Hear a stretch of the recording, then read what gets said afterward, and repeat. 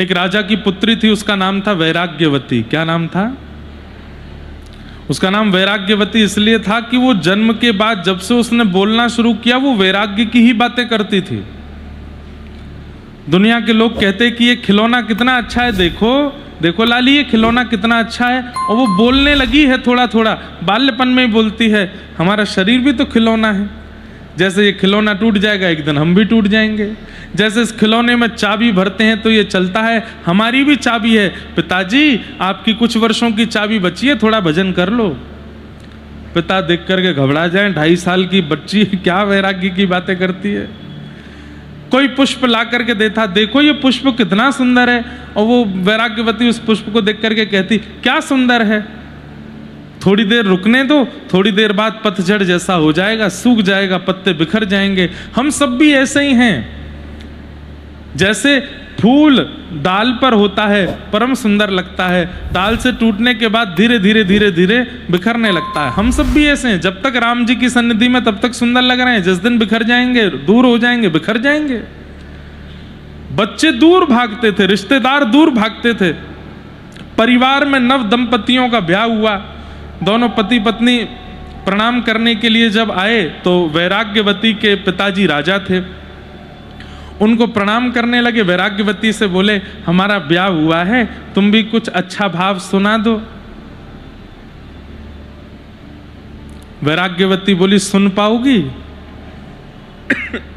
बोले क्या बात है, बोलो।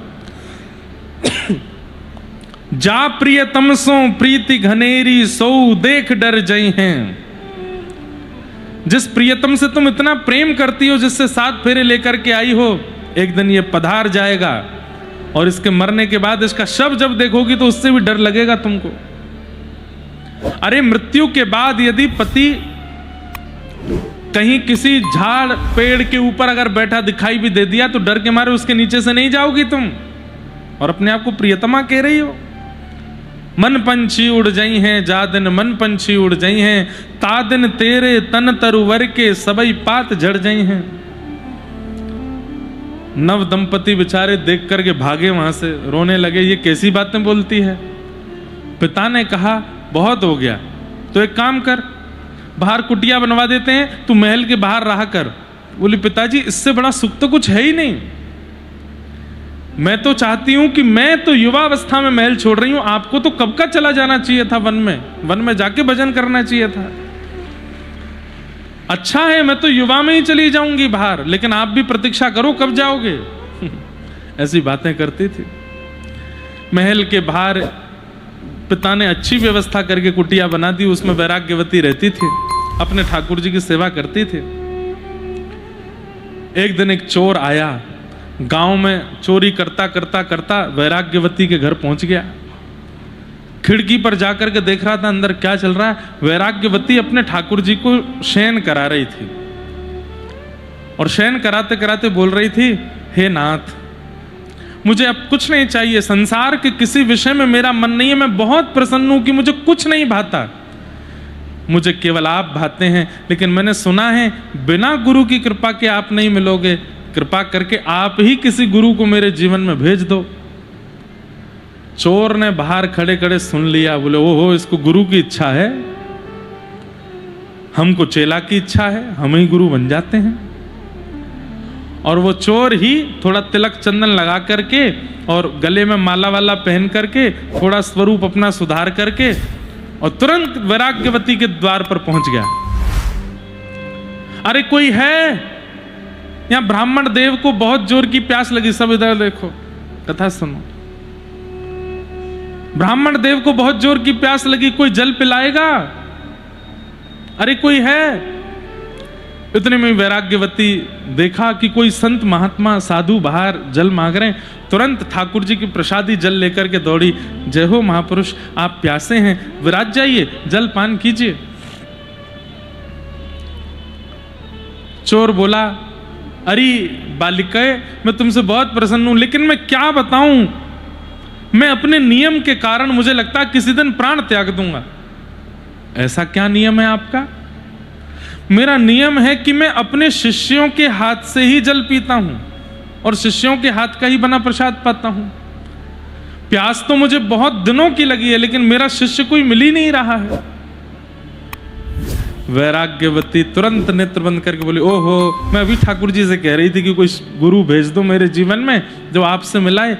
मुझे लगता है ठाकुर जी ने ही गुरु भेजे हैं जो शिष्य की तलाश कर रहे हैं। वैराग्यवती ने कहा, मैं योग्य तो नहीं हूं, लेकिन अगर आपकी इच्छा हो तो आप मुझे दीक्षा दे दीजिए, मैं आपकी शिष्या बन जाऊंगी और फिर आप मेरे हाथ का जल पी लीजिएगा।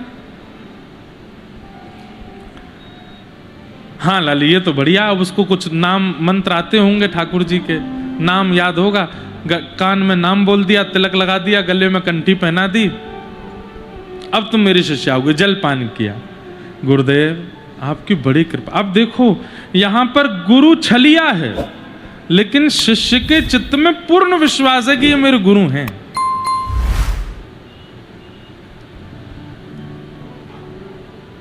मुझे आज्ञा कीजिए ना, मुझे राघव जी कैसे मिलेंगे? बोले राघव जी से मिलना है? बोले हाँ, तुम्हारे पास जितनी संपत्ति है, जितना सामान है, सब लेकर के चलो। आश्रम में एक बहुत सुंदर उत्सव करना है हमें, उस उत्सव में हमें जरूरत पड़ेगी, सब ले जाकर के गुरु जी के आश्रम में लगा दो, राघव जी तुमको मिलेंगे।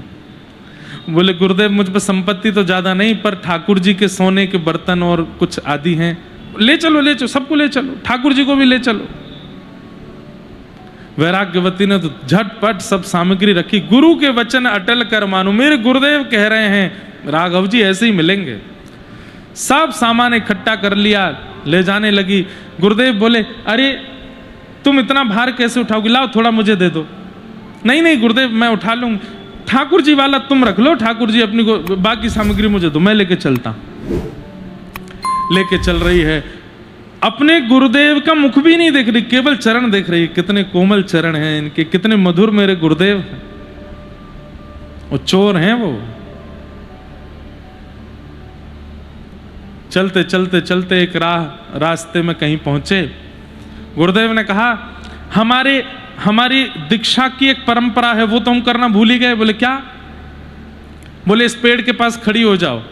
वैराग्यवती खड़ी हो गई, उसको रस्सी से बांध दिया वैराग्यवती को, और कहा ये सामान सब हम ले जा रहे हैं, आश्रम पर रख के आते हैं, जब तक हम आश्रम जाएंगे और लौट के आएंगे ध्यान रखना, हमारे आने के बाद ही ठाकुर जी तुमको मिलेंगे, जब तक मैं ना आऊं यहां से जाना नहीं। ये हमारी दीक्षा की एक परंपरा है, ये तब तुमको करना पड़ेगा। जो आज्ञा गुरुदेव, मैं कहीं नहीं जाऊंगी, आप जाइए। सब सामान सट्टा लेकर के चोर महाराज तो वहां से भाग गए, उसको बांध के चले गए। क्योंकि अगर संग लेके जाऊंगा तो सब जानता है नगर कि वैराग्यवती राजा की पुत्री है, ये कहां चोर लेकर के घूम रहा है, मेरे सब पोल पट्टी खुल जाएगी। तो वहीं बांध के भाग गए। खड़ी खड़ी वहीं पर ही प्रतीक्षा कर रही है, मेरे गुरुदेव आ रहे होंगे। 1 दिन निकल गया, 2 दिन निकल गया, 3 दिन निकल गए, 4-5 दिन निकल गए। वहां 5 दिन के अंदर राजा को पता चला कि बाहर जो वैराग्यवती की कुटिया थी उसमें वैराग्यवती है नहीं। अंदर जाके देखा तो सब सामान वहां से गायब, ठाकुर जी गायब। राजा बोले क्या हुआ, कहां चली गई? अपनी पूरी सेना लगा दी ढूंढने के लिए। एक सेना की टोली ढूंढते ढूंढते जंगल की ओर गई, वहां उनको वैराग्यवती मिल गई। आंख बंद करके प्रसन्न मुद्रा में गुरुदेव की प्रतीक्षा कर रही है। सैनिकों ने जाकर के जैसे ही राजा को बताया, राजा आए, आकर के देखा वैराग्यवती आंख खोलकर, पिताजी मेरे पास मत आना, मुझे खोलिएगा नहीं। और आप लोग क्यों आ गए यहां पर? मैं ठाकुर जी से मिलने वाली हूं, जाइए ना यहां से। अरे क्या कर रही है? मेरे गुरुदेव मुझे यहां बांध के गए हैं, वो कह के गए हैं कि ये दीक्षा की परंपरा है, ठाकुर जी आएंगे, मेरे गुरुदेव आएंगे तब तक मैं हिलूंगी नहीं यहां से। राजा रोते रोते बेचारे किसी अन्य शिष्य गुरु के पास गए, उन्होंने समझाया, वैराग्यवती नहीं मानी।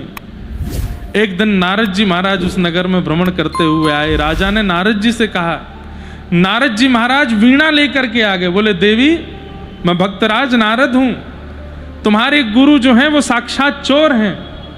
वैराग्यवती बोली चोर होंगे आपके गुरुदेव, मेरे गुरुदेव के बारे में गलत सलत मत बोलिए, मेरे गुरुदेव आएंगे, ठाकुर जी से मिलाएंगे। नारद जी बोले इतना विश्वास? अगर मैं महादेव से बुलवा दूं तो राजा बोला आप बुला दो, महादेव आ जाएं, थोड़ा वो बोल रहे हैं तो ये मान जाएगी। कैलाश पर जाके महादेव को सब बात बताई, बोले चोर गुरु बना लिए हैं, वो बांध के चले गए और शिष्या उन्हीं की प्रतीक्षा में खड़ी है। महादेव आप जाके बोल दो कि वो गुरु नहीं है, चोर है। देव आदिदेव महादेव नंदी पर विराजमान होके त्रिपुंड धारण करके त्रिशूल लेकर के वैराग्यवती के सामने आ गए। दूर से प्रणाम किया, जय हो महादेव, आपके दर्शन हो गया। लाली वो जो तुम्हारे गुरु हैं वो गुरु नहीं है, वो चोर हैं, वो नामी चोर हैं। उनका नाम बता दिया, बोले आसपास के क्षेत्र में प्रसिद्ध चोर हैं। वैराग्यवती बोली महादेव आप चाहे जो बोल लीजिए, मैं अपने गुरुदेव पर अविश्वास नहीं करूंगी। राजा बोला आपकी बात भी नहीं मान रही, इनकी भी नहीं मान रही, क्या पता दुर्गा मैया की मान ले, उनको बुला लाओ, आप पार्वती जी को ले आओ। पार्वती जी आ गई, उन्होंने कह दिया, तब भी नहीं माने। अंत तो गत्वा बचे नारायण। नारायण प्रकट हो गए शंख चक्र गदा पद्म धारण करके। वैराग्यवती ने दूर से प्रणाम किया, दंडवत किया। ठाकुर जी की रूप झांकी देख करके खूब बलैया ली, नेत्रों से रोने लगी, मेरे नाथ मुझे मिल गए आज। ठाकुर जी ने कहा हम बहुत प्रसन्न हैं तुम्हारी निष्ठा से, लेकिन हम तुमको बताना चाहते हैं कि तुम्हारे जो गुरु हैं वो चोर हैं, वो उचित गुरु नहीं है। वैराग्यवती बोली आज मेरे जीवन का सबसे बड़ा फल मिला कि मुझे साक्षात नारायण दिख गए, लेकिन माफ करिएगा प्रभु, मेरे गुरु तो सर्वश्रेष्ठ हैं। ऐसे कौन से गुरु होंगे जो 7 दिन के लिए शिष्या को बांध के गए, महादेव नारद जी नारायण सब प्रकट हो गए हैं सामने आकर के दर्शन दे रहे हैं। ये मेरे गुरु की कृपा नहीं है तो क्या है? आप उनको चोर कैसे कह सकते हो? अरे दुनिया के बड़े बड़े मठाधीश, बड़े बड़े गुरु बैठे हैं, अपने शिष्यों को दीक्षा देते हैं, वर्षों वर्ष निकल जाते हैं, ठाकुर जी की झांकी नहीं दिखती। एक सप्ताह में सारे देवता मेरे सामने आकर के खड़े हो गए, ये मेरे गुरु की कृपा नहीं है? ठाकुर जी महादेव को देखें, महादेव नारद जी को देखें, बोले भैया प्रणाम है इसको। तो बोले अब दर्शन हो गए, अब तो जाओ तुम अपने। ना, मेरे गुरुदेव जब तक आके मुझे नहीं खोलेंगे मैं नहीं जाऊंगी। भगवान बोले मैं प्रकट हो गया हूं तुम्हारे सामने, अब तो मान जाओ। नहीं, मेरे गुरुदेव। ठाकुर जी महादेव को संग लेकर के बोले इसके गुरु को पकड़ के लाते हैं। गुरुदेव 5-6 गांव दूर कहीं पर डकैती डाल रहे थे। ठाकुर जी पहुंचे, रात्रि का समय, घर में घुस रहे थे, मुंह पर कपड़ा वपड़ा बांध के। पीछे से ठाकुर जी ने कहा सुनो, पीछे मुड़ के देखा तो शंख चक्र गदा पद्मधारी ठाकुर जी। भगवान आप भगवान हैं? अरे आप महादेव हैं। बोले तेरे चक्कर में पूरा देव समाज हिला पड़ा है, चल जल्दी यहां से। बोले हमने क्या किया? बोले कि तू वैराग्यवती को वो अभी तक बंधी हुई है क्या वहीं पे? मुझे तो लगा राजा की सेना ने आके खुल दिया होगा। ठाकुर जी उसको लेकर के गए, जाकर के उसने जब वैराग्यवती की रस्सी खुली, वैराग्यवती ने दंडवत प्रणाम किया, चरणों में लेट करके और चरण पकड़ करके बस माथे से लगाने लगे, मेरे गुरुदेव आपकी कृपा, सब मिल गए मुझे। निष्ठा। गुरु शब्द जो है ना, शब्द में ही ताकत है। व्यक्ति में तो योग्यता आ ही जाती है, अध्ययन के द्वारा, परिश्रम के द्वारा, तप के द्वारा। जो व्यक्ति गुरु पद पर बैठा उसमें तो योग्यता आ ही जाती है। नहीं तो गुरु शब्द अपने आप में ही बहुत बलवान है, बस उसके प्रति निष्ठा कोई बना ले। व्यक्ति योग्य ना भी होगा तो भी गुरु शब्द कल्याण कर देगा, उसके प्रति निष्ठा बना ले।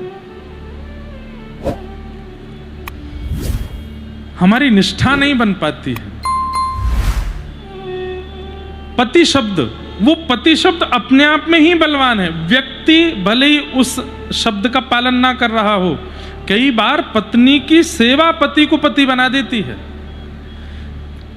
कई बार माता पिता का परिश्रम बालकों को योग्य बना देता है। कई बार शिष्य का शिष्यत्व गुरु को गुरु बना देता है। ये सब ज्ञान भगवान श्री बलराम जी को दे रहे हैं। भैया इन सबका बोध, क्या उचित है, क्या अनुचित है, कहाँ योग्य है, कहाँ अयोग्य है, कहाँ सत्य है, कहाँ असत्य है, कहाँ धर्म है, कहाँ अधर्म है, इसका बोध सत्संग करने से होता है। आज महाभारत युद्ध में नाभि से नीचे प्रहार किया गया, ये बिल्कुल अधर्म नहीं है, क्योंकि जिसकी नाभि के नीचे प्रहार हुआ वो महापापी दुर्योधन है। और ऐसे अधर्मियों को धर्म से नहीं मारा जाता, अधर्मियों को अधर्म से ही मारा जाता है। इसलिए आप क्रोधित मत होइए। अद्भुत है बंधु, महाभारत की कथा अद्भुत है।